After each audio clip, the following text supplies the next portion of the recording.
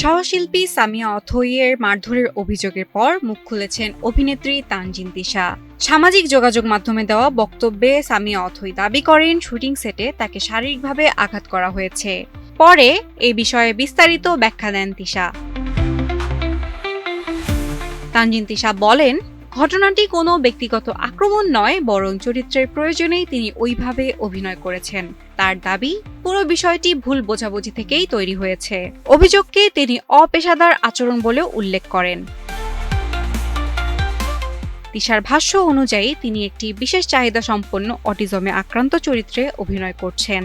চরিত্রটির আচরণগত বৈশিষ্ট্য তুলে ধরতে স্ক্রিপ্ট অনুযায়ী কিছু দৃশ্যে আক্রমণাত্মক ভঙ্গিতে অভিনয় করতে হয়েছে।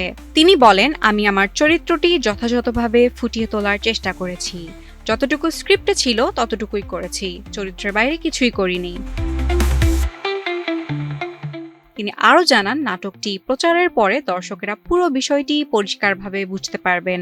15 থেকে 20 দিন পর কাজটি প্রচারিত হলে বোঝা যাবে কোন প্রেক্ষাপটে কি করা হয়েছে, বলেন তিশা। সামিয়া অথইয়ের বক্তব্য প্রসঙ্গে তিশা বলেন, বিষয়টি এমনভাবে উপস্থাপন করা হয়েছে যেন এটি একটি ব্যক্তিগত আক্রমণ। তার দাবি, এটি সম্পূর্ণ পেশাগত কাজের অংশ ছিল। পেশাগত বিষয়কে ব্যক্তিগতভাবে নেওয়ার কারণেই বিতর্ক তৈরি হয়েছে বলে মন্তব্য করেন তিনি।